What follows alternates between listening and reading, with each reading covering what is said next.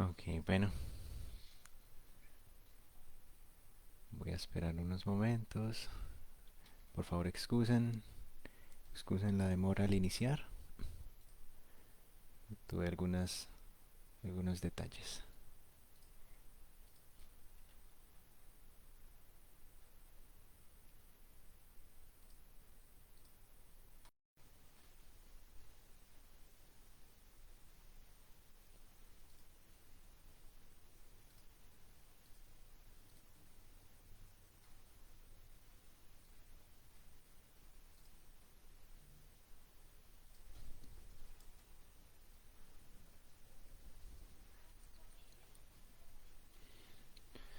Bueno,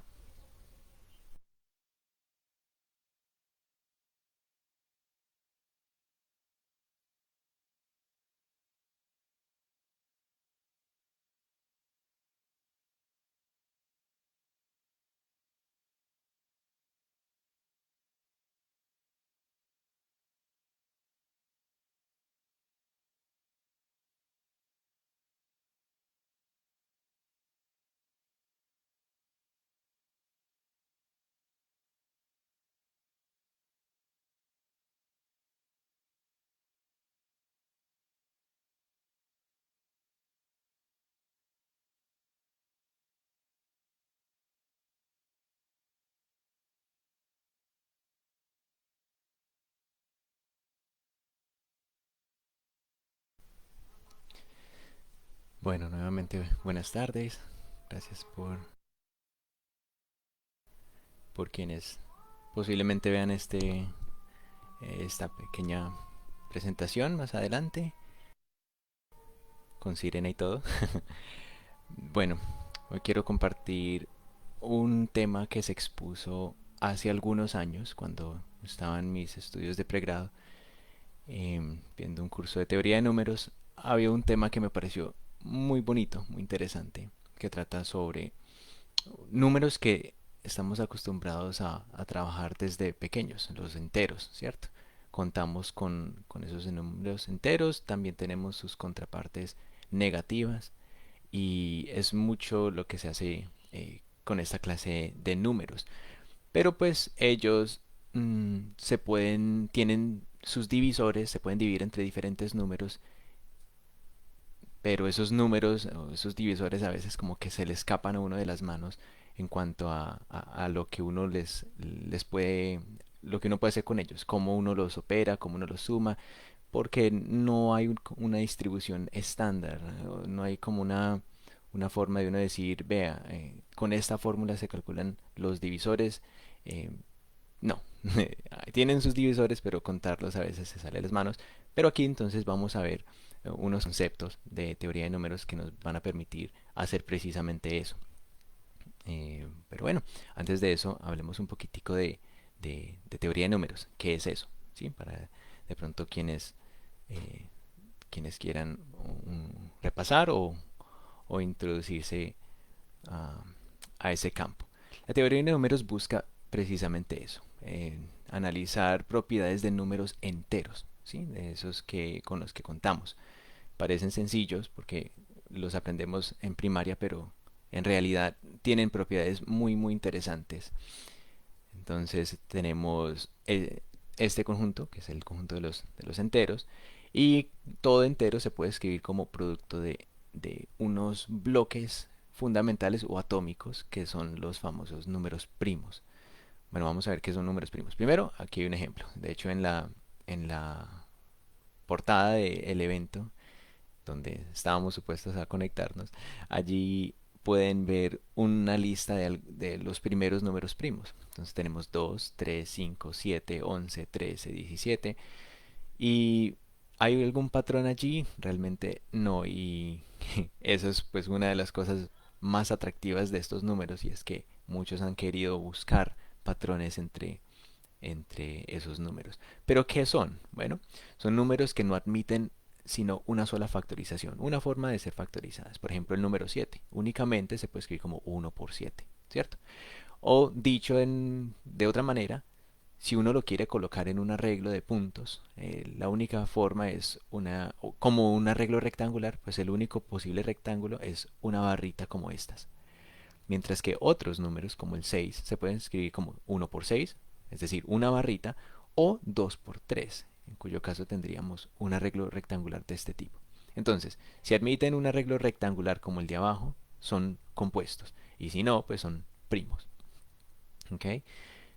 Bueno, estos han sido estudiados desde hace muchísimo tiempo en los griegos. Antiguamente, por ejemplo, Euclides quiso entender un poco más sobre ellos y logró demostrar de que existen infinitos. ¿Sí? Entonces hay infinitos de esos números que no se pueden escribir o no se pueden colocar en arreglos rectangulares. Y la demostración fue muy bonita. eh, Fue por contradicción un método de demostración que se utiliza comúnmente en matemáticas. Y bueno, ¿qué sabemos acerca de ellos? De sus primos. Son súper importantes. Con ellos construimos todos los demás números naturales o con los que contamos, los enteros positivos. ¿Sí? Por ejemplo, el 6 se puede escribir como el 2 por 3, el 12 como 2 por 2 por 3. Aquí tenemos solamente números primos. El 72 se puede escribir como 2 por 2 por 2 por 3 por 3. Es decir, un producto de solamente primos. Y algo que también es interesante es que esas factorizaciones son únicas. ¿Sí? Salvo de pronto el orden en que uno las ponga. Uno podría colocar 3 al cuadrado por 2 al cubo, pero pues es lo mismo por la propiedad conmutativa. Lo interesante es que o sea, siempre van a aparecer el 2 tres veces y el 3 dos veces en la factorización del 72. La factorización del 12 siempre van a aparecer dos veces el 2 y una vez el 3. Y bueno, todo número tiene su código genético, por decirlo de alguna forma. Este es su código genético en términos de esos bloques atómicos que son los números primos. Bueno, y en la teoría de números se ha avanzado bastante. Se aplica una maquinaria muy extensiva para tratar de entender estos números primos y muchos otros conceptos dentro de la teoría de números. Por ejemplo, métodos analíticos por medio de la variable compleja, métodos algebraicos y elementales, pues son aquellos que no requieren de alguno de estos métodos previamente mencionados. Bueno, un poquitico de historia. Entonces, ya dijimos que los griegos habían empezado a abordar eh, discusiones acerca de los números primos y su distribución.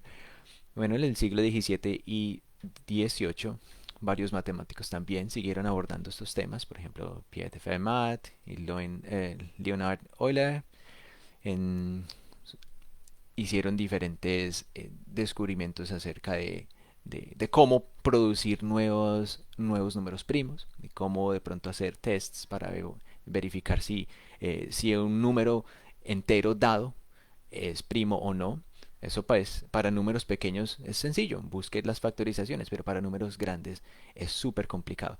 Y no solamente complicado, es tan complicado que resulta ser útil utilizar estos conceptos de números primos para sistemas de seguridad, de ciberseguridad, como ahorita les compartiré un poquitico. Entonces, bueno, ¿qué más se hizo? Más adelante en el siglo XIX se estudiaron cuántos números primos se pueden escribir como progresiones aritméticas, es decir, como resultados de una ecuación como esta, ¿sí? Donde A es algún entero, B es otro entero, y bueno, N también es un entero. Entonces ponemos a variar el N y la idea es que sin importar el N que uno reemplace allí, siempre se produzcan números primos. Y bueno, resultó que se pueden construir números primos por medio de algunas progresiones aritméticas. Eh, Eso es como una forma de generarlos muy interesante. También, ¿qué otra cosa? Les decía que la distribución de números primos. Entonces, eh, ¿cuántos números primos hay? ¿O cuántos de los números enteros desde el 2 hasta el 100 son primos? Eso nos lo cuenta esta función que llamamos pi de x, ¿sí? Entonces, por ejemplo, si x es 100, ¿cuántos números hasta el 100 son números primos? ¿Cuántos números hasta 1000 son números primos? ¿Cuántos hasta 10.000? ¿Cuántos hasta 1.000.000? ¿Cuántos hasta un Google? En fin. Y bueno, para contar eso Ha sido bien complicado, pero se han hecho estimaciones muy interesantes. Por ejemplo, la función x sobre logaritmo natural de x es una función que ad infinitum o hacia el infinito eh, se acerca muchísimo a, a nuestra función pi de x. Bueno, aquí arribita me faltó colocar el pi de x, me excusan. Entonces, pi de x hacia el infinito se acerca o se asemeja mucho a esta función de acá abajo. Ese es el famoso teorema de los números primos.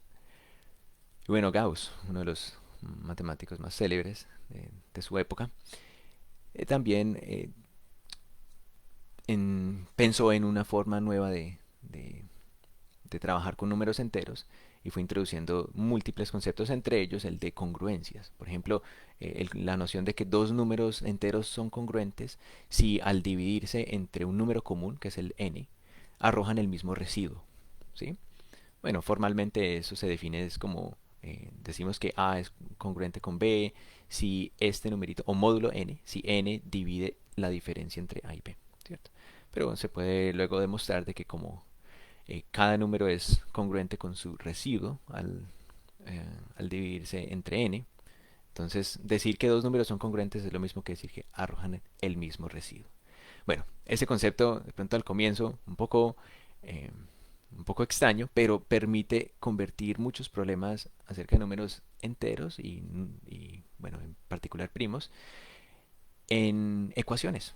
¿Sí? Ecuaciones como estas. Un objeto igual, o en este caso congruentes a otra cantidad, eh, y sus soluciones pues, nos arrojan información interesante acerca de los números enteros. Luego, bueno, actualmente, ¿qué se ha hecho?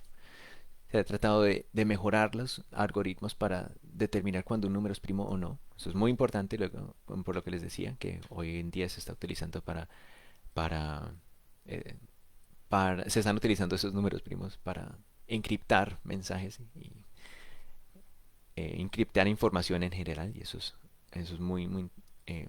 para ellos es muy interesante o muy importante esto de las pruebas de primalidad. ¿Qué tan fácil es determinar que un número sea primo o no? Por ejemplo, qué tan fácil es también que se pueda encontrar una factorización por factores primos de un número compuesto grandotote. Eso es, eso es complicado. Pero gracias a que es complicado, pues tenemos sistemas eh, mm, criptográficos muy robustos. Bueno, por ejemplo, en 2002, en estos últimos tiempos, se logró ver que hay una forma de uno verificar la primalidad en lo que llaman tiempo polinomial. Pues, entre todos los algoritmos es como una de la velocidad más rápida, por decirlo de alguna forma. Factorización, como les decía, ecuaciones diofánticas, que son ecuaciones donde nos interesan las soluciones en términos de números enteros. ¿Sí? Están, por ejemplo, las lineales. Estas se han estudiado desde hace mucho tiempo eh, y se conocen las soluciones de estas famosas ecuaciones diofánticas lineales. Y están estas también, que es por ejemplo x a elevado a algún número más y elevado a algún número igual a z elevado a algún número. ¿Sí? En el caso de n igual a 1, estamos hablando de ecuaciones como estas. ¿Sí? Existen enteros x, y, z tales que x más y más z se cumpla. Y de hecho sí, esto se ha sabido desde muchísimo tiempo. Eh, eh, el caso de n igual a 2, cuáles enteros, recuerden enteros x, y, z, obedecen esta ecuación de acá. Esas son las famosas ternas pitagóricas. También ya se han estudiado y se conoce que hay infinitas de esas posibles ternas. Pero el caso en el que n es mayor o igual a 3 es un caso que se ha escapado de el ataque por parte de muchísimos matemáticos a lo largo de la historia. ¿Sí? Pierre de Fermat fue uno de los primeros en, en decir que tenía como ideas o nociones de que eso era cierto, de que eso se tenía que cumplir cierto. De hecho, fue quien conjeturó que eso siempre se tenía que cumplir. Y dijo que lo había escrito en el margen de uno de sus documentos. Bueno, hasta el día de hoy muchos no saben si realmente él lo descubrió o no, pero duró muchísimo tiempo. Eso fue en ese Pierre de Fermat, lo mencionamos por acá. ¿Sí? Observen. Siglo XVII.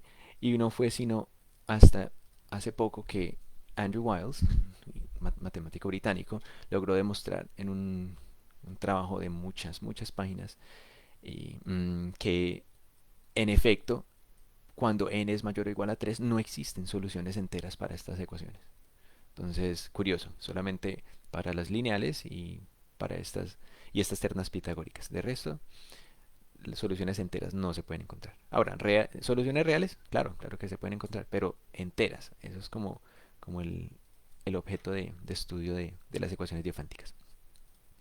Bueno, mencionábamos la criptografía, ¿sí? En las ciencias computacionales también, en desarrollo de algoritmos. Distribución de números primos también se han hecho avances. Como les decía hace poco, bueno, pi de x se ha sabido desde hace algún tiempo que esa función contadora de números primos se asemeja a esta otra función cuando tomamos números reales bien grandes. Pero hace poquito siempre han surgido preguntas acerca de, por ejemplo, ¿qué tantos números primos gemelos, como los dicen, existen? Por ejemplo, pongamos el 5 y el 7. Esos dos números son primos y solamente distan por dos números, ¿sí? Yo a 5 le sumo 2 y ahí tengo el 7. Y eso acontece muchísimas veces, que hay primos que están separados solamente por dos números. La pregunta ha sido, ¿será que hay infinitos de esos? Pero esa pregunta también se ha escapado del ataque de muchos. Hace poco, en 2013, James Maynard sí logró demostrar de que existen infinitos casos en el que hay dos números primos separados por a lo sumo 600, eh, 600 números. Por ejemplo, bueno, el 89 y el 97 están separados por 8, en este caso. Aquí tenemos dos que están separados por 12 y estos dos de aquí están separados por 2. Perdón, por 3, por 2. Y bueno, lo que él logró demostrar es que al menos tenemos una cota, un límite, y podemos asegurar de que eh, aquellas parejas de números primos que distan a lo sumo por 600 numeritos, pues son infinitas. Habla un poquitico acerca de, de la distribución, cómo están repartidos esos números primos. ¿Ok? Bueno, ahora sí, hay muchísimo que se está haciendo en teoría de números. Es un campo que han querido abordar muchas personas a lo largo de la historia porque parece encantadores los resultados. Números con los que uno está acostumbrado a trabajar desde pequeño y resulta que tienen tantas preguntas. Por más tiempo o sea, a medida que pasa el tiempo surgen más preguntas acerca de estos números y de cómo se comportan y qué relaciones interesantes o especiales hay entre ellos. ¿Ok? Entonces es un campo que crece bastante y en algún momento se pensó que era un campo o sea, completamente puro de la matemática, al que nunca se le hallarían aplicaciones y resulta que sí se le han podido encontrar muchas aplicaciones interesantes. En la vida práctica me refiero. Bueno, hablemos de algunos conceptos que nos van a servir para hablar de conteo y suma de los divisores. Primero hablemos de qué es divisibilidad. ¿Qué significa que podamos dividir un número entre otro? Bueno, n divide a, o n es un factor de a, si podemos encontrar un k, tal que n por k es igual a a. ¿Sí?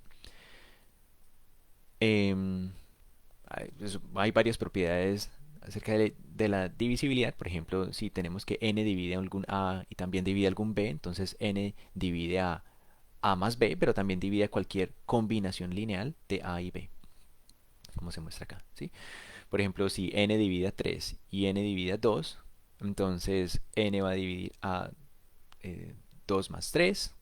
Eh, también se tiene que n va a dividir a cualquier múltiplo de 2 más cualquier múltiplo de 3. En fin. Claro que ningún entero divide a 2 y a 3. Es solamente un ejemplo. Pongamos 2 divide a 6 y 2 divide a 8. Entonces 2 va a dividir a cualquier a 6 más 8 y a cualquier múltiplo de 6 más cualquier múltiplo de 8. En fin. Bueno, hay muchas propiedades acerca de divisibilidad. Por ahora solamente tengamos presente que significa que n divide otro número, significa que lo podemos multiplicar por algo hasta que nos da a. O que podemos dividir a entre n y nos da un número enterito. Bueno, ¿qué sabemos acerca de los números mayores o iguales a 2? Algo que les mencioné hace poquito es que o son primos o son compuestos, ¿sí? Primo significa que solamente se pueden colocar en una tirita, cuando uno lo trata de colocar como eh, un arreglo rectangular, y compuesto es que se puede colocar en un rectángulo, propiamente. Pero resulta que esos que se pueden escribir como rectangulito, o que se pueden colocar en un arreglo rectangular, o sea, los compuestos, eh, se pueden escribir como productos netamente de números primos. ¿Listo? Eso se puede mostrar por inducción.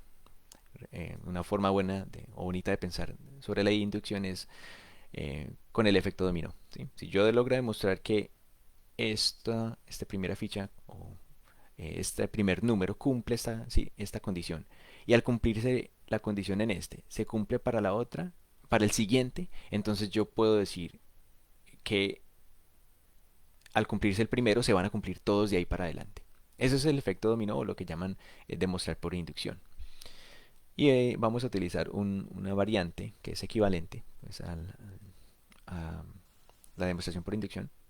Y es que vamos a suponer que la propiedad perdón, vamos a demostrar que la propiedad se cumple para el primer número, en este caso 2, ¿sí? Porque ahí es donde está empezando, ese es está en el alcance de números de nuestro teorema. Entonces, 2 es primo, eso ya se tiene automáticamente. Ahora vamos a suponer que todos los números hasta n, o sea, desde 2 hasta algún n, son números primos y vamos a demostrar que primo o producto de primos y vamos a demostrar que el siguiente también tiene que ser o primo o un número primo o producto de primos. ¿Sí? Bueno, entonces hay dos opciones, un numeroso primo o compuesto, eso ya lo sabemos. Mm, pero, bueno, si el siguiente es primo, ya terminamos. Si el siguiente número, o sea, el después de n, es un número compuesto, tenemos que demostrar que este también debe ser un producto de primos. Y se tiene, pues porque si es compuesto, entonces deben existir dos números que están entre 2 y n, ¿sí? Que los llamamos k1 y k2, tales que ese sucesor, ese siguiente número, n más 1, es igual al producto de estos dos números. ¿Okay? Y este pues no puede ser 1, ni tampoco n más 1, porque estamos suponiendo que este no es primo, sino un compuesto. ¿Okay? Pero bueno, como K1 está en este rango y K2 también está en este rango, entonces ellos deben de ser productos de números primos. ¿Okay? Este también debe ser un producto de números primos. Por tanto, este n más 1 va a ser un producto de productos de números primos. Es decir, simplemente es un producto de números primos.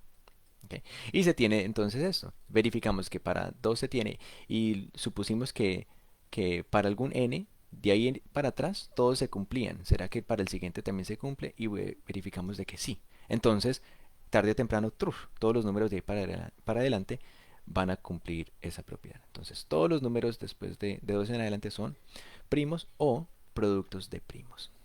¿Sí? Vamos a cerrar esto. Y no solamente eso, sino que esa factorización por números primos que uno le puede conseguir a cada número mayor o igual a 2 es única. ¿Sí? Voy a presentar como el bosquejo de cómo sería para uno demostrar que es única. Algo muy típico en matemáticas es, para ver que algo es único, es uno supone que existen dos y luego llega como alguna contradicción.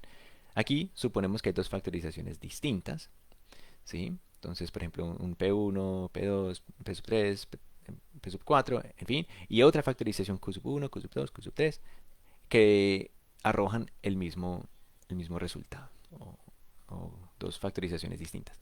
Pero luego cancelemos los que sean comunes. Por ejemplo, los factores primos que estén en un lado y que estén en el otro, pues los cancelamos. Los podemos dividir a ambos lados y dejemos únicamente los que se supone que no están compartidos. Entonces, por ejemplo, este P sub 1 se supone que no está en el otro lado y ninguno de estos Qs se supone que están eh, en el lado izquierdo.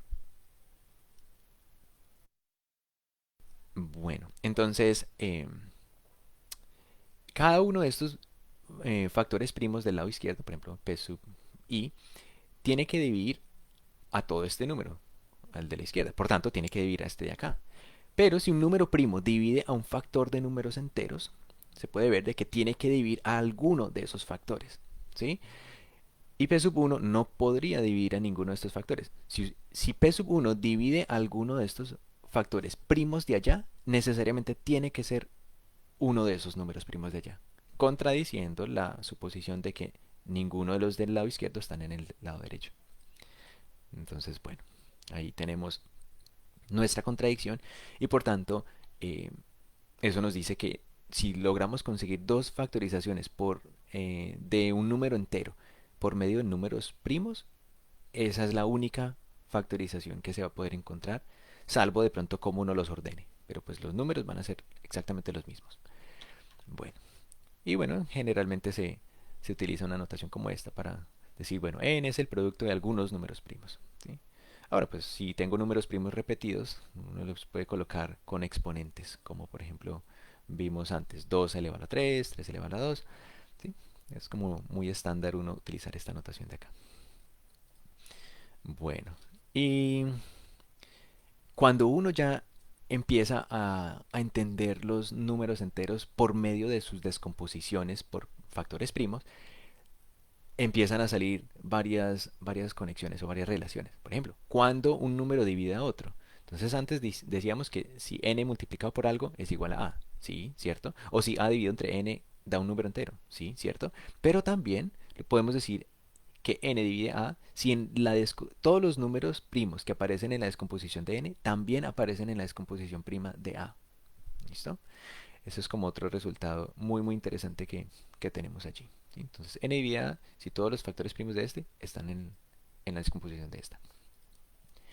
Bueno, y también hagamos aquí un repasito de sumatorias, muy breve. Nos dan una sucesión, es decir, un listado de, de números, de valores, que los puedo nombrar o les puedo colocar apellido, por ejemplo, a sub 1, a sub 2, a sub 3, en fin, hasta una a sub n. La sumatoria, denotada con este símbolo sigma, es simplemente la suma de cada uno de esos elementos de la sucesión, ¿sí? Y bueno, hay varias propiedades, por ejemplo, si yo sumo dos sumatorias, entonces eso es equivalente a tener la sumatoria de la suma, componente a componente.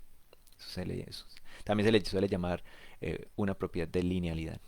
Y esa es la segunda propiedad de linealidad. Y es que si yo multiplico por un escalar afuera, por fuera de una sumatoria, eso es como hacer la sumatoria de cada uno de los elementos de la sucesión por ese escalar que yo tenía afuera. Y bueno, ahorita vamos a utilizar este, no se asusten, eso no es como tan complejo. Vamos a ver qué estamos diciendo acá. Aquí hablamos de sumatorias dobles. Entonces, bueno, estamos sumando productos entre los valores de una sucesión y los valores de otra sucesión. Puede que en una haya n elementos y en otra haya m elementos, ¿sí? Entonces, por ejemplo, tenemos a sub 1 por b sub 1, a sub 1 por b sub 2, a sub 1 por b sub 3, y luego a sub 2 por b sub 1, a sub 2 por b sub 2, en fin, y así sucesivamente, ¿sí? Eh, Aquí se puede mostrar de que la sumatoria de todos esos posibles productos entre elementos de una sucesión y los elementos de otra sucesión, gracias a la propiedad distributiva de la suma, pues es simplemente el producto de las dos sumatorias, por aparte. Entonces, esto sí lo vamos a utilizar más adelantico para eh, resumir unas cuentas. ¿Listo? Bueno, vamos ahora sí, finalmente, a una noción preliminar antes. Es que una, si tenemos un numerito r fijo, un a fijo también, pero le vamos cambiando el exponente a este, por ejemplo, en el caso de 1 más r al cuadrado más r a la 3, ahí tenemos lo que se llama una suma geométrica, ¿sí? En este caso, una suma porque es finita.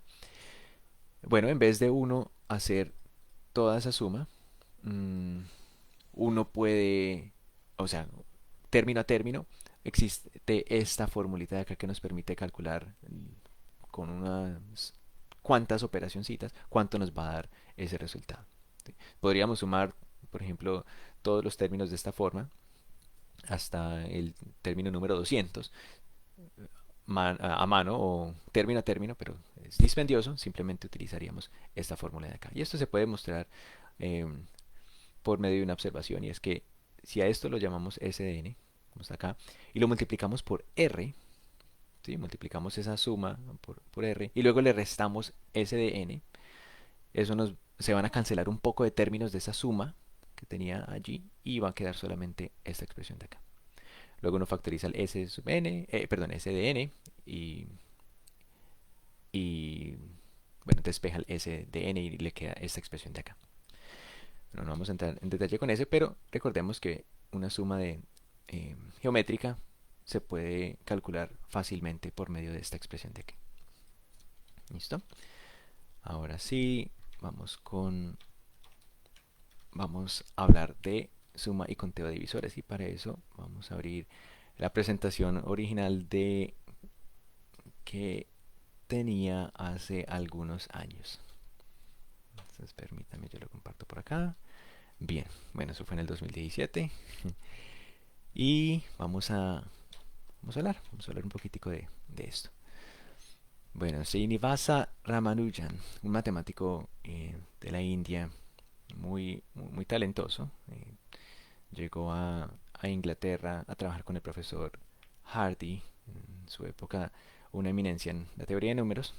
Y bueno, Hardy vio en él mucho potencial porque tenía libros llenos, repletos de identidades y de resultados que de pronto Ramanujan no logró demostrar, pero eran eh, luego se verificaron que muchos de ellos eran ciertos y eran interesantes. ¿Sí? Para la época no se podía concebir algo, algo de esa escala, pero fue muy interesante, y él trabajó luego demostrando resultados interesantes de la teoría de números, de series infinitas y de fracciones continuas. Y en particular estudió pues estas funciones de conteo y de suma de divisores. Entonces vamos a hablar de qué es una función divisor. Una función divisor es una función que se define sobre los divisores de algún número entero n dado. ¿Sí? Entonces, por ejemplo, si tenemos n igual a 6, pues sus divisores van a ser 1, 2, 3 y 6. Y aquí vamos a tener, por ejemplo, 1 al elevado a la k, 2 elevado a la k, 3 elevado a la k y luego 6 elevado a la k. Y hacemos la suma de esos términos. Esa es una función divisor. ¿Listo? Es un caso particular de función aritmética, que es simplemente una función que tiene como dominio al conjunto de los enteros positivos. Ahora, para poder derivar esas fórmulas de conteo, vamos a necesitar utilizar el concepto de funciones multiplicativas. Vamos a ver qué significa que una función sea multiplicativa. Si m y n, dos enteros, son primos relativos, es decir, que solamente comparten a 1 como divisor común, ¿sí? O sea que el máximo común divisor entre m y n es 1, entonces uno puede verificar de que f del producto entre m y n es igual al producto de las imágenes de f y n. Es decir, f de m y n, f de m por n es igual a f de m por f de n.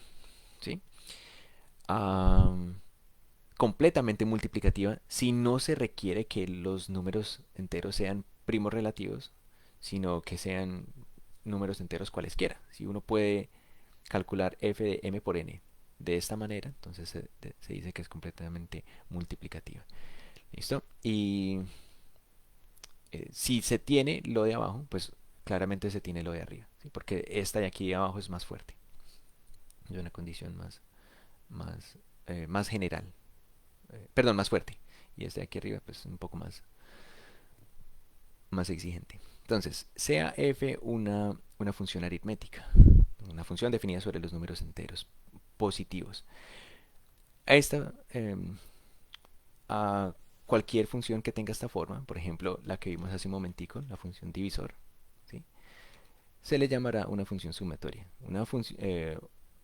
A la función que se define como la suma de las imágenes de alguna función f cuando la evaluamos en los divisores de un entero n. ¿Sí?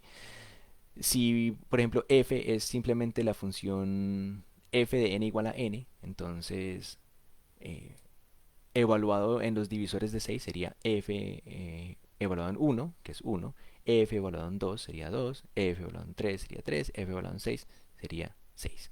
¿Sí? Y luego sumaríamos todo eso y eso es lo que nos arroja esta función sumatoria de f. ¿Okay?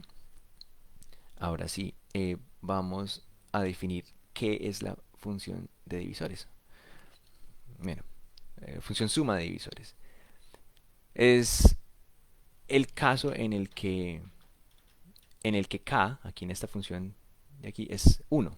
¿Sí? Pues si cogemos los divisores de algún número n, voy a volver a coger el 6. Si cogemos el 6 y cogemos todos sus divisores elevados a la 1, pues simplemente estamos cogiendo los divisores y los estamos sumando. ¿Sí? Entonces, en el caso que k es igual a 1, tenemos esta función, eh, esta expresión, esta función de acá.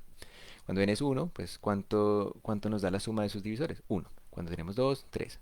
Porque tenemos como divisores de 2 al 1 y el 2. Como divisores de 3 tenemos al 1 y el 3. Como divisores de 4 tenemos al 1, al 2 y al 4. Como divisores de 5 tenemos al 1 y al 5. Como divisores de 6 tenemos al 1, 2, 3 y 6. De ahí es donde nos sale el 12. Y bueno, así sucesivamente. Ahora, obsérvese que a pesar de que están aumentando estos valores, no aumentan de forma monótona. A veces sube y luego de repente baja. ¿Sí? Por ejemplo acá en 7 y luego baja a 6, luego sube hasta 12, baja otra vez a 8. Es como un zigzag ahí. ¿Okay? Y por eso de pronto se vuelve interesante uno tener una fórmula para calcular exactamente cuánto nos dará la suma de los divisores de un entero cualquiera. Y luego la función número de divisores o contadora de divisores es eh, muy similar, pero entonces ya no vamos a sumar los divisores, sino que vamos a sumar 1 cada vez que encontremos un divisor de algún número dado. Por ejemplo, si otra vez cogemos el 6, tenemos como divisores al 1, entonces sumamos 1. Otro divisor, tenemos al 2, entonces sumamos 1. Otro divisor, el 3, entonces sumamos 1. Otro divisor, el 6, sumamos 1. ¿Y ahí cuánto nos dio? 4. 4 divisores. ¿Sí? Es una función que nos permite entonces contar cuántos divisores tiene un número entero dado. ¿Okay? Y también, pues observen que va aumentando, pero a veces salta. ¿Okay? Aquí está la observación de que esas funciones, la de arriba, la función suma de divisores, y la de abajo, la contadora de divisores, son casos particulares de sumas o funciones sumatoria de f, donde estamos sumando algún, algún número relacionado con los divisores de un n fijo. ¿Okay? Observemos aquí para algunos valores de n, cuáles son las imágenes de estas funciones contadora y suma de divisores. ¿Sí? Es, es algo loco y por eso se vuelve aún más interesante encontrar estas fórmulas. Vamos por ellas. ¿Sí? Entonces, bueno, antes de tratar de deducir esas fórmulas, vamos a tratar de utilizar el concepto de funciones multiplicativas. Vamos a demostrar de que si tenemos unas funciones f multiplicativas, volvamos aquí un momentico, si tenemos una función definida sobre los divisores de algún número, y esa función f, que es una función aritmética, es multiplicativa, es decir, yo puedo separar el f de m por n como f de m multiplicado por f de n, entonces toda esta sumatoria, o sea, toda esta función f mayúscula de n también va a resultar ser multiplicativa. Y eso nos va a servir para deducir nuestras fórmulas. Si tenemos, cojamos un ejemplo aquí. Démonos una función f multiplicativa cualquiera. Y vamos a demostrar que f mayúscula es multiplicativa. Pero vamos a coger un ejemplo antes para ver de pronto a grosso modo cómo sería la demostración. Supongamos que vamos a encontrar la sumatoria de f evaluada en cada uno de los divisores de 60. ¿Sí? Entonces, por ejemplo, f de 1 más f de 2 más f de 3 más f de 6 más f de 4, ¿sí? Más f de 5, en fin, hay un poco de divisores de 60. Y queremos hacer la suma de f minúscula evaluada en cada uno de esos divisores. Pero vamos a demostrar de que hay una forma más sencilla y es, o que este valor se puede también, es igual a f evaluado en 4 por f evaluado en 15. Observe que 4 por 15 pues es 60. Entonces, si lográramos encontrar f de 4, que es más fácil, y f de 5, que también parece ser más fácil, tendríamos una forma alternativa de encontrar f de 60, sin tener que eh, desgastarnos haciendo toda esta cuenta. Bueno, la estrategia es descomponer a 60. ¿Sí? Resulta que 60 se puede escribir siempre como un divisor de 4 multiplicado, o más bien los divisores de 60 se pueden escribir como un divisor de 4 por un divisor de 15. Por ejemplo, 60 tiene a 2 como divisor, eh, y 2 es un divisor de 4 y 1 es un divisor de 15. Bueno, el 3 también es un divisor de 60 y 1 es un divisor de 4, 3 es un divisor de 15. El 4 se puede ver como eh, 4, que es un divisor de 4, y 1, que es un divisor de 15. Y a ver, venga, veamos uno por acá, el 30. ¿Sí? El 30 se puede escribir como 2 por 15, donde 2 es un divisor de 4 y 15 es un divisor de 15. ¿Sí? Y esto se puede hacer gracias a que 4 y 15 no comparten factores. ¿Sí? No hay un número entre el cual se puede dividir 4 y 15 simultáneamente. Entonces hay una única forma de uno escribir cada divisor de 60 como un factor de 4 multiplicado por un factor de 15. ¿Listo? Entonces veamos. F evaluado en 60, por definición, como está definida nuestra función sumatoria, sería f evaluado en cada uno de los divisores de 60 y luego hacemos la sumatoria. Acabamos de ver que cada uno de esos divisores de 60 se pueden descomponer como un divisor de 4 por un divisor de 15. De esta manera. Y como f minúscula es multiplicativa, entonces podemos separar cada uno de esos términos como productos. ¿Sí? Y aquí tenemos, por ejemplo, f evaluado en 1 multiplicado por f en 1. Aquí f1 multiplicado por f3. f1 por f en 5. Por acá f1 por f en 15. Es decir, tenemos f1 por cada uno em, de f evaluado en cada uno de los divisores de 15. Luego que tenemos f2 multiplicado por f evaluado en cada uno de los divisores de 15. Y así sucesivamente. Eso, como lo habíamos visto antes, o sea, todos los posibles términos de una sucesión multiplicados por todos los posibles términos de una segunda sucesión se puede ver como una sumatoria doble, ¿sí?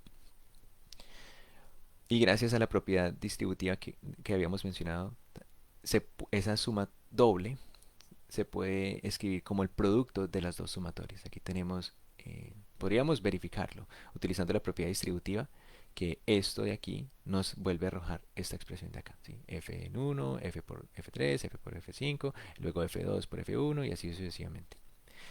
Y bueno, lo que hemos concluido acá entonces es que F mayúscula evaluado en 60 es el producto de F en 4 por F en 15. Listo. Eso nos da la idea de cómo hacer entonces la demostración para el caso general. No solamente 60, sino cualquier número. Si f es una función multiplicativa, entonces la función sumatoria, que está por esta expresión, también debe ser multiplicativa. Y para eso utilizamos un lema, que es este de acá. Si tenemos dos números que no comparten divisores, sino solamente el 1, entonces cualquier divisor d que tengamos de ese m por n necesariamente se puede escribir como de forma única como el producto de un divisor de 1 de m por un divisor de 2 de n, de esta manera. ¿Okay? Y pues conversamente, si tenemos dos divisores de m y n respectivamente, por ejemplo, d1 de m y d2 de n, el producto entre estos dos, o sea, d, va a ser un divisor de m por n. Bueno, pero antes de eso, si quisiera volver un momentico aquí a nuestro mapa para que veamos, eh, porque el lema no lo demostraremos allí, pero sí daré un bosquejo de cómo es eso.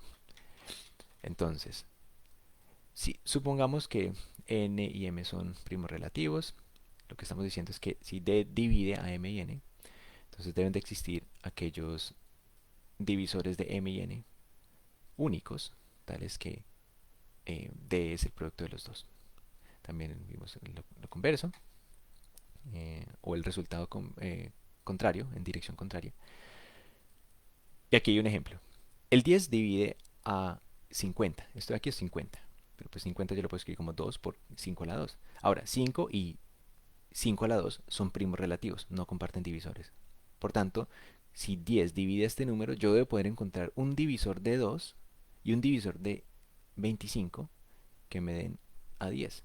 Y claramente, pues tengo a 2 y a 5. 2 es divisor de 2 y 5 es divisor de 25.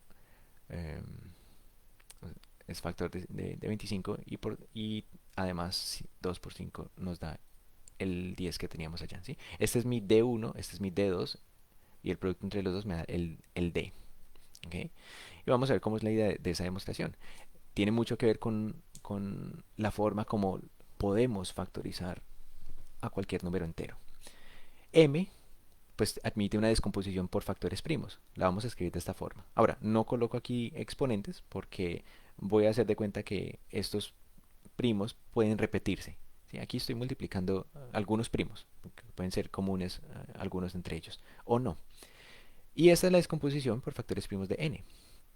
Como no comparten factores m ni n, entonces ningún p va a ser algún q, ni tampoco pues un q va a ser algún p. Entonces d es un divisor de m y n, m por n. Y habíamos dicho que para un número ser divisor de otro, pues todos los factores primos del primero, de este de aquí, tienen que ser también, tienen que estar en esta descomposición de aquí arriba.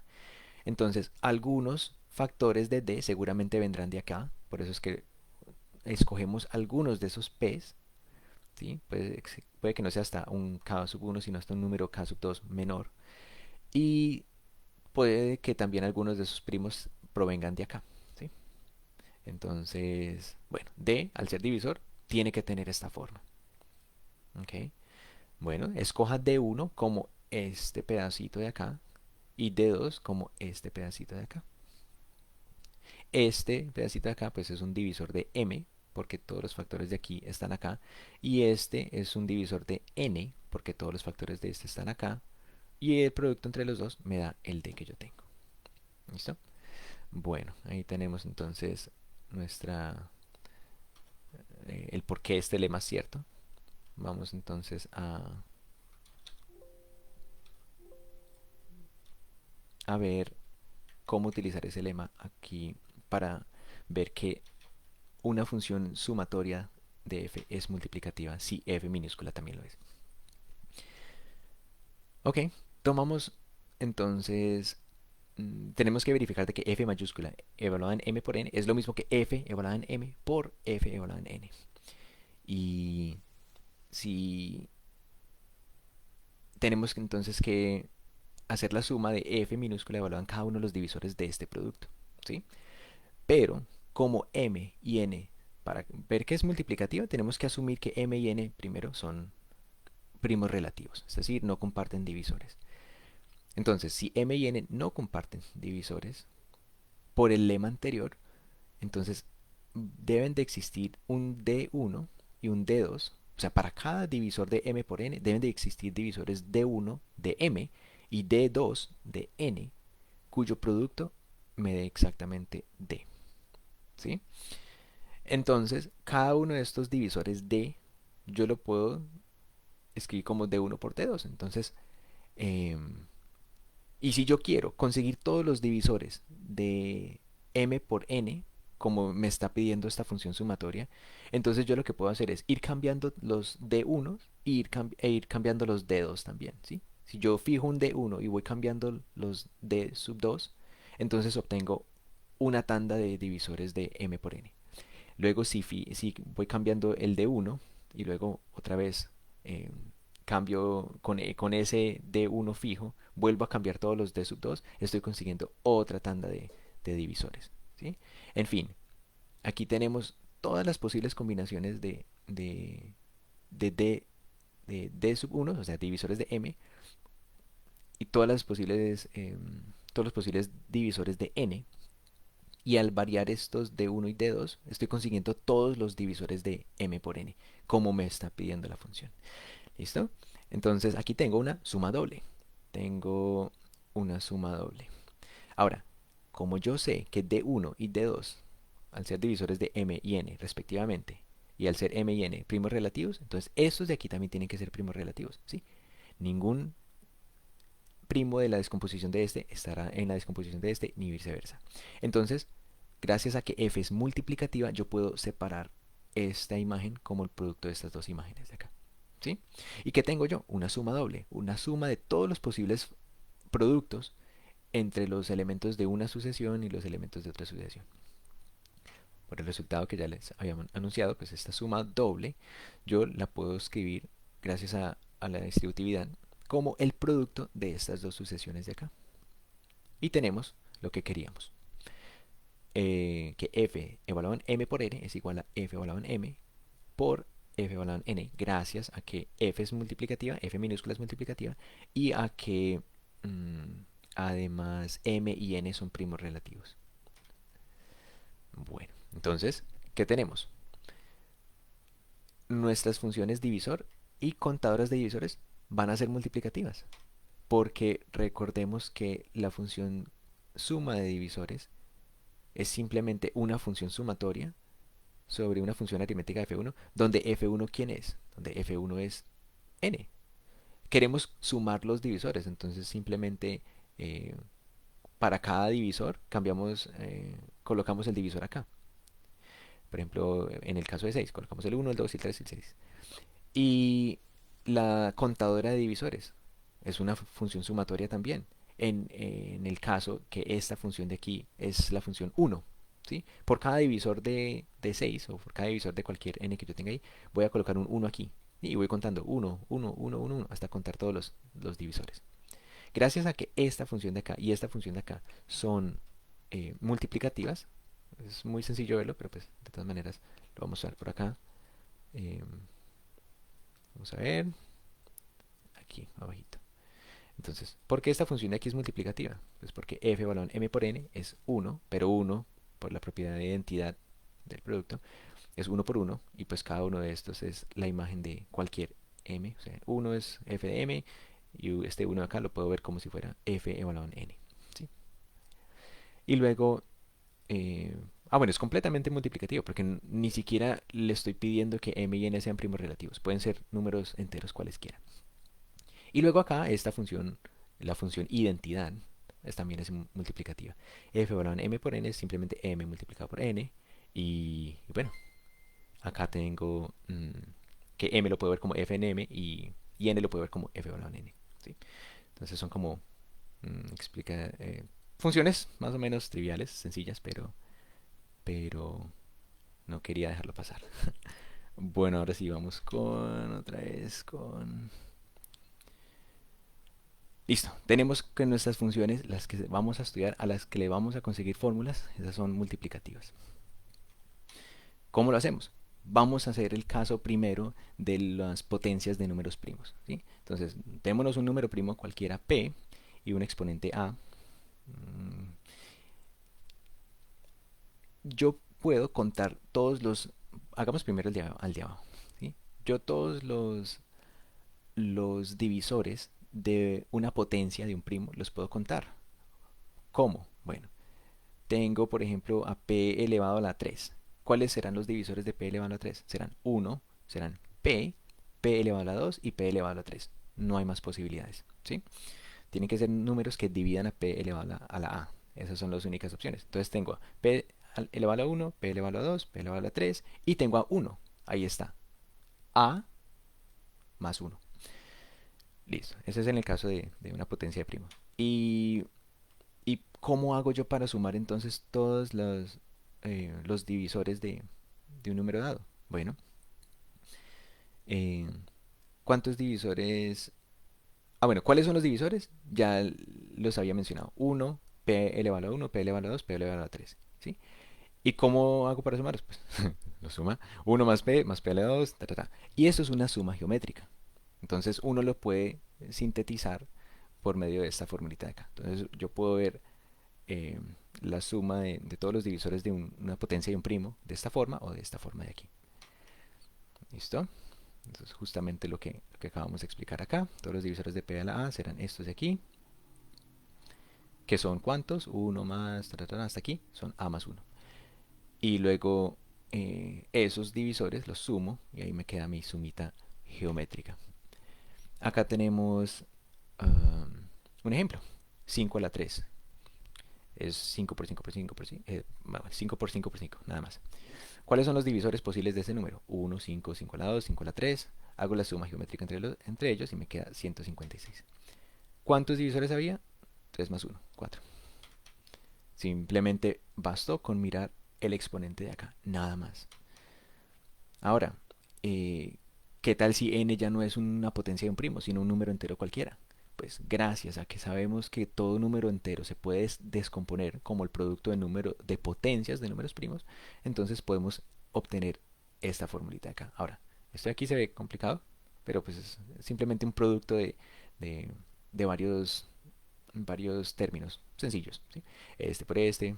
Lo único que va cambiando en cada uno de ellos es el primo y el exponente que aparece de cada uno de esos primos. Entonces, bueno, supongamos que n tiene esta descomposición por factores primos. ¿Sí? Por ejemplo, el 6 se puede escribir como 2 por 3. O el 12 se puede escribir como 2 por 2 por 3. Entonces yo tendría 2 elevado a la 2 por 3. Ahí están mi p sub 1 sería 2, mi a sub 1 sería 2, porque tengo a 2 elevado a la 2. Mi p sub 2 sería 3 y mi a sub 2 sería 1, porque tengo a 3 elevado a la 1. ¿Sí? Entonces, ahorita vemos un ejemplo. Y gracias a que nuestras funciones sigma y tau de n, o suma de divisores y contadora de divisores, son multiplicativas, podemos derivar estos resultados. Vamos a ver cómo. Entonces, sigma evaluado en n, pues n es esto de aquí, por su descomposición. Y gracias a que es multiplicativa, pues podemos separar sigma de este producto como el producto de sigma evaluado en cada uno de esas potencias de primos.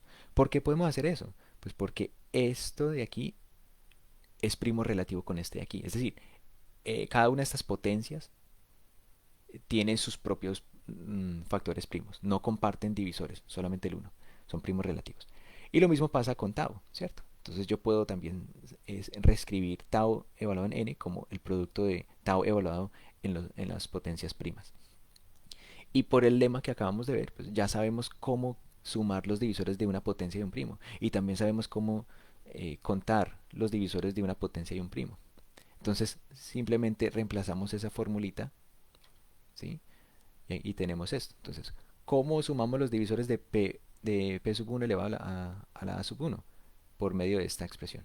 ¿Cómo sumamos los divisores de esta potencia? Por medio de esta expresión. Y luego multiplicamos todo eso. ¿Sí? Este símbolo es pi mayúscula, simplemente significa multiplique todos estos términos y ponga a cambiar el i. ¿Sí? Entonces pone a cambiar los primos y pone a cambiar las potencias.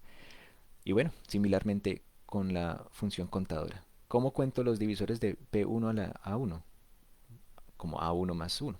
¿Cómo cuento los divisores de este otro? Y así sucesivamente. Entonces, interesantísimo, una fórmula tan, o más bien, la tablita que vimos al comienzo parecía toda aleatoria, pero luego tenemos una forma muy sencilla de repente de calcular los divisores y también lo que nos arroja la suma de esos divisores para cualquier número entero positivo. ¿Listo? Bueno, ejemplo. La suma de todos los divisores de 200.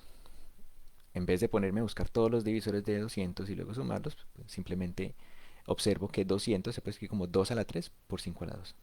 ¿Sí? Este es 8 y este de aquí es 25. Entonces, 2 a la 3. Bueno, y yo luego esto lo puedo separar como eh, sigma evaluado en 2 a la 3. Recordemos la formulita, ven acá. Lo único que tengo que hacer es eh, coger el primer primo y la potencia del primer primo y reemplazarlo en esta expresión, en esta fracción. Y aquí la tengo. El primer primo es 2. Entonces 2 elevado a la a más 1. Es decir, al exponente que tenía acá le sumo 1. Entonces 2 elevado a la 4 menos 1 sobre, otra vez el primo, 2 menos 1. Luego aquí tengo el segundo primo, 5, elevado a la 2 más 1, que es 3. ¿Sí? Menos 1 sobre el primo que es 5 menos 1, y ahí me queda esta expresión de acá. Multiplico estos dos factores y, bueno, cada uno de estos se puede calcular relativamente sencillo. A veces es más fácil que uno contar, que uno sumar uno por uno. Y obtenemos 465. Entonces, un problema de suma se convirtió en un problema de multiplicación de repente. Y luego aquí, ¿cómo cuento los divisores de 200? Ah, bueno, lo único que nos piden hacer es coger el exponente de este primo en la descomposición, que es 3. El exponente de este primo, de esta potencia, que es 2. Y a cada uno de ellos le sumo 1 y luego multiplico y me da 12. ¿Sí? Sin tenerme que poner a mirar cuáles son los uno por uno, cada uno de los divisores de 200. Bueno, aquí tenemos otro, 720, se puede escribir como 2 a la 4, 3 a la 2, 5. Simplemente reemplazar en las fórmulas que teníamos allá. ¿Sí? 2 a la 5 menos 1. Cada uno de estos pues eh, tiene su valor. Los multiplicamos y ya, automáticamente sabemos que la suma de todos los divisores de 720 nos tiene que dar 2418. ¿Cuántos divisores tiene 720? Tiene 30. ¿Por qué? Yo no sé, pero tiene 30. Listo. Vamos con algunos ejercicios, algunos punticos. Ejemplos. Entonces, ¿qué enteros positivos tiene un número impar de divisores positivos? Es una pregunta que ahora podemos resolver con un poco más de facilidad. Eh, entonces, a ver, uno se hace la pregunta, un número impar de divisores, entonces tau tiene que darnos un número impar, ¿cierto? Pero acabamos de ver que tau eh, de un número n resulta ser un producto de otros numeritos. Y para que un producto nos dé impar, entonces cada uno de esos factores tiene que ser impar, porque si alguno de ellos es par, se nos daña todo.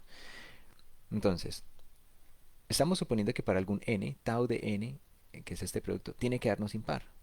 O sea que cada uno de estos factorcitos de aquí tiene que ser impar. Y si cada uno de estos factores tiene que ser impar, entonces a sub j, o sea, los exponentes solitos, tienen que ser pares. ¿Sí? Si, si 2 más 1 es 3, 2 más 1 es 3, si le quito 1, nos da 2. O sea, si yo le quito ese 1, pues ya ese impar se convierte en par. Entonces, ¿qué nos dice esto? Que para que la suma, o sea, para que el número de divisores sea un número impar, cada uno de los exponentes tendrá que ser par.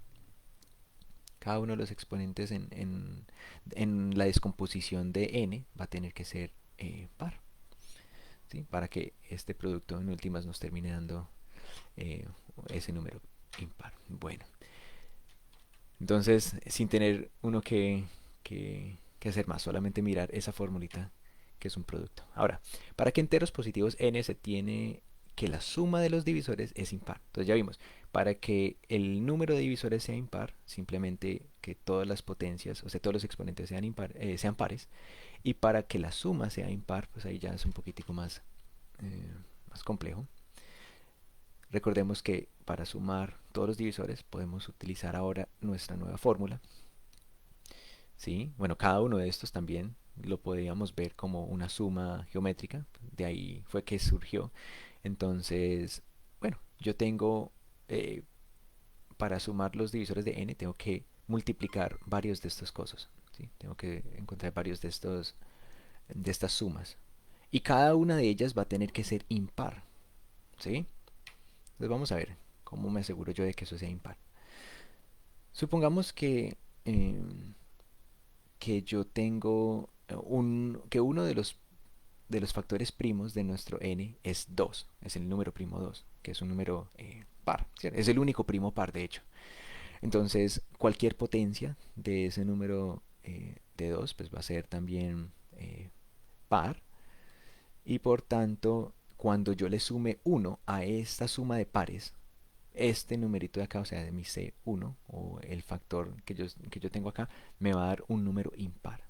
Entonces, tengo ese caso. Ahora, si yo, si mi, si un primo en la descomposición de n no es el 2, sino de pronto 3, 5, 7, qué sé yo, entonces es impar, no, sin importar a qué exponente yo lo eleve. ¿Sí? O sea que este numerito acá me va a dar impar, este aquí me va a dar impar, y todos de ahí para adelante me van a dar impar.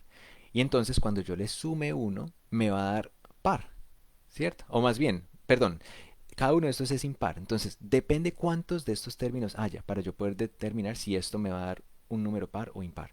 Por ejemplo, si yo solamente tengo p sub j y p sub j a la 2 y este es impar y este es impar, pues la suma de dos números impares me va a dar par, ¿sí? Entonces, cuando yo le sumo esto, ese par se vuelve otra vez a convertir en impar. Entonces, para que todo esto me dé impar, yo necesito que aquí haya una cantidad par. Es decir, que aquí hayan parejitas. Este impar me da un par. Este impar con este otro impar también me va a dar par y así sucesivamente. Para que toda esta parte de aquí, ¿cierto? Me dé par. Yo necesito que toda esta parte de aquí me dé par. Y luego ya le sumo uno y ¡pum! Se convirtió en impar. Y eso es precisamente lo que necesito, ¿sí?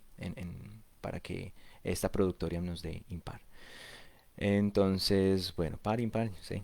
Están locos de que digan eso tanto, pero es necesario. Entonces, ¿qué se concluye?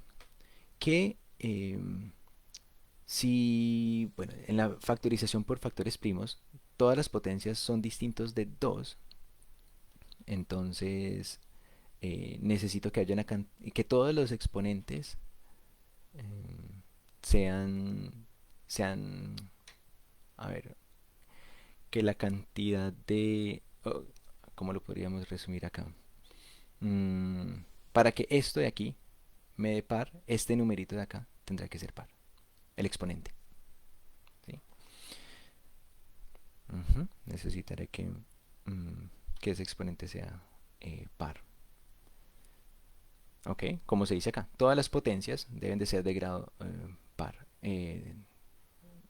Ujú. Vamos a ver.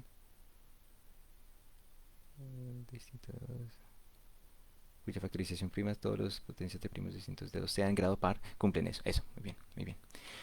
Perfecto. Un ejemplo de este es una factorización prima para... A ver, nos dicen que cojamos, por ejemplo, el 3 elevado a la 2 y 5 elevado a la 2, o sea, 9 por 25, ¿cierto? Bueno, no nos interesa cuánto nos da exactamente ese número, pero este resultadito de aquí nos dice que si yo quiero calcular la suma de todos los divisores, pues voy a tener que coger p sub 1, nuestro primer primo, que es, mm, dijimos que 3, elevado a una potencia par. Entonces nos va a dar 3 elevado a la 2, 9 menos 1, ¿cierto? Nos va a dar 8, perdón, eh, disculpen, era 3 elevado a la 2, pero ese 2 le tengo que sumar 1, entonces sería 3 elevado a la 3, o sea, 27, y luego a ese le tengo que restar 1, y lo divido entre 3 menos 1. Vamos a hacer esa cuentica por acá. A ver, vamos a ver cómo nos va. Eso, pongámoslo por acá. Entonces dijimos 3 elevado a la 3, 3 elevado a la 2, perdón, multiplicado por 5 elevado a la 2. ¿Sí? Entonces, dos primos cuyas potencias son pares. Según el resultado que acabamos de ver, entonces, para yo contar o sumar todos los divisores, tengo que coger cada uno de esos primos que aparecen en la descomposición, en este caso 3, y elevarlo no al exponente que tiene, sino al sucesor de ese exponente. Entonces lo elevo a la 3, ¿sí? Le resto 1, y a eso después le voy a quitar, eh, lo voy a dividir entre 3 menos 1, ¿ok? ¿Eso cuánto nos va a dar? A ver, 3 elevado a la... Vamos a ver si esto nos permite calcularlo directamente. Sí. A ver... Ups. Bueno, no salió tan fácil, pero permítame. 3 por 3, 9 por 3, 27. Sobre menos 1, sería 26. Sobre 2, ahora sí. Nos darías este 13. ¿Ok? Que es un número impar. Y luego el otro. Entonces vamos a coger el otro por acá también. teníamos 5 elevado a la 2, entonces nos va a quedar 5 elevado a la 3, porque es el sucesor, le quitamos 1, lo dividimos entre 5 menos 1, o sea 4. Pongámoslo acá, todo completico. ¿Ok? Y en última lo que estamos haciendo es calcular 125 menos 1. A ver, 125 menos 1, o sea 124. Y luego lo estamos dividiendo entre 4, ¿cierto? Vamos a ver. Bueno, 31. También nos dio un par. Perfecto.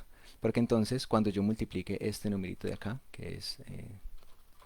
uy, qué curioso. 13 y 31. En fin, cuando multiplique esos dos me va a dar un número impar. O sea que la suma de todos los divisores de este número, sea cual sea ese número, va a ser un número impar. ¿Listo? Bueno, y ya para concluir, vamos a hacer este último ejercicio. Mm, todos los divisores enteros, hay todos los enteros positivos n cuya suma, o todos los números enteros que si yo les sumo los divisores me van a dar 12. ¿Sí? Entonces, a ver, cojamos nuestra nueva fórmula para contar los divisores. Tenemos o esta de acá. ¿Listo? Y como es un producto, como yo la puedo ver como un producto, pues, ¿qué productos me arrojan a mí el 12? Bueno, yo sé que o qué factores de aquí van a ser divisores del 12 también, ¿sí? Necesito eso. Puedo tener 1 por 12 o puedo tener de pronto 2 por 6, o cada uno de estos de aquí, estos factores tendrán que ser divisores de 12. Hay muchas posibilidades. Pero en total el producto me tiene que dar 12. Entonces veamos. Em, ¿Qué pasa si yo tengo, bueno, uno de esos factores de aquí, ¿cierto? Tendrá que ser eh, 3, o podrían ser 3 y 4. Entonces, en el caso que uno de los factores sea 3, es porque yo estoy sumando 1 más el primo 2, ¿sí? En ese caso tendría eh, el factor 3. ¿Y cuándo tendría yo el factor 4? En el caso que estés haciendo 1 más el primo P sub j igual a 3. ¿Y qué otros casos tengo? 6 por... a ver, ¿qué otro caso tengo? Tengo el 6 por 2. eh, o tengo el 1 por 12. ¿Sí? Si tengo el 1 y el 12 como los únicos divisores de 2, entonces los factores que aparezcan acá en esta expresión van a ser simplemente 1 más el número primo 11. ¿Sí? Y ese sería el único factor que tengo allí. ¿Ok? Y el otro que habíamos visto es cuando tengo los primos 2 y 3 en la descomposición de n, en cuyo caso esta suma me daría 1 más el primo 2, 1 más el primo 3. En total tendría entonces, cuando tengo el número n igual a 6, ¿sí? La suma de todos los divisores me van a dar 12, y cuando tengo el número n igual a 11, la suma de todos sus divisores, 1 más 11, también nos va a dar 11. ¿Sí? Este se pudo haber hecho de pronto a mano, sin necesidad de esta fórmula, pero para números más grandes esto nos da una forma alternativa de uno estudiar en qué casos o qué tipo de números me van a arrojar cierta suma. ¿Sí? Simplemente necesito mirar qué números primos, ¿cierto? Yo podría reemplazar acá en esta expresión para que me dé los factores que yo necesito. Bueno, y a ver, hablamos de esta. Ah, bueno, sí. ¿Cuántos números enteros tienen K divisores? Bueno, si yo, si yo sé que P elevado a K tiene K más 1 divisores, entonces le bajo un poquitico a la potencia, al exponente, le pongo K menos 1, y allí ya esta nueva potencia del número primo P va a tener exactamente eh, K divisores. Y P, pues yo lo puedo cambiar. Esto es cierto para cualquier primo que yo tenga. Como existen infinitos números primos, entonces hay infinitos números n o potencias de primos que van a tener acá como número de divisores. Bueno, se puede demostrar que no solamente para cuando f de n es 1 y f de n es n, que es multiplicativa, sino que también cuando tenemos la función f minúscula dada por, a ver, veamos un momentico cómo era la expresión para que no la perdamos de vista. Sí, vamos a cerrar esto. La función aritmética, entonces tenemos función sumatoria, ¿sí? Y tenemos nuestra función divisor por acá. La función divisor es simplemente, estoy sumando las potencias de los divisores de algún número n, ¿sí? Entonces ya vimos que cuando caes cero, aquí simplemente estamos sumando uno por cada divisor. Cuando caes uno, estamos sumando los divisores de n. Y cuando caes 2, estamos sumando los cuadrados de los divisores de un n.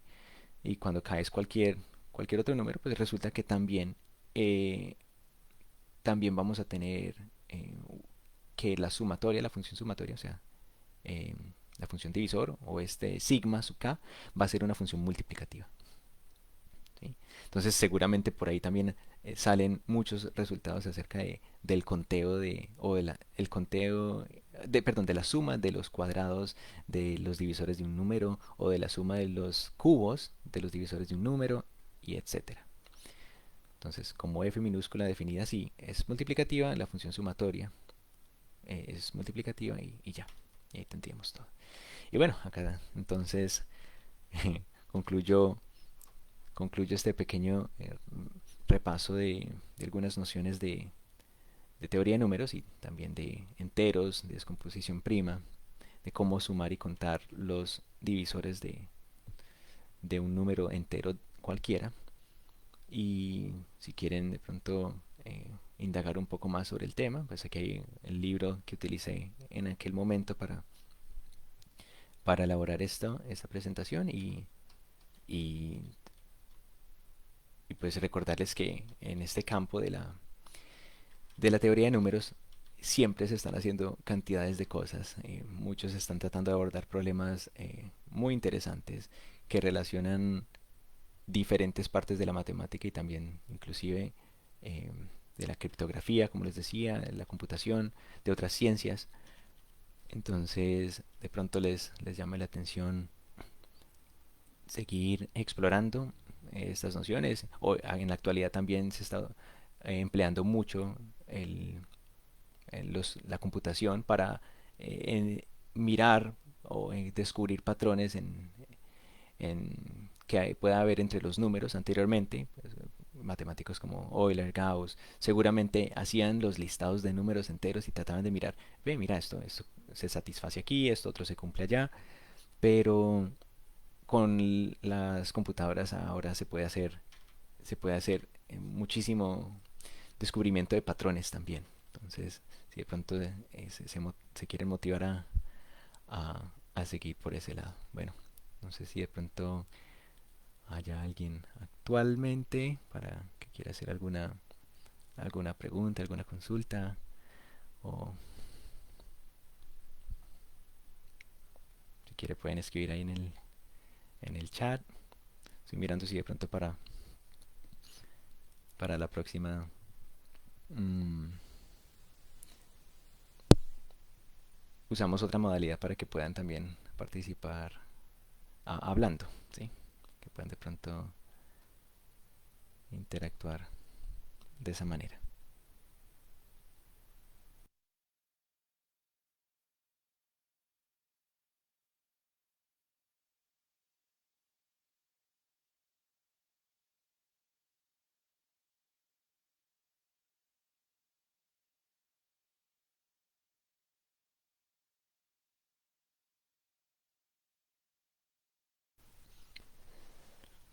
Ujú. Listo. Bueno, este mapita mental también lo quiero de pronto de compartir próximamente para que quienes quieran de pronto repasar muchas de las cosas que estaban en la presentación de Beamer también están contenidas acá. Y no quiero para no estar entre programas mucho, quise de pronto continuar con el Beamer, pero muchas de las nociones también aparecen acá.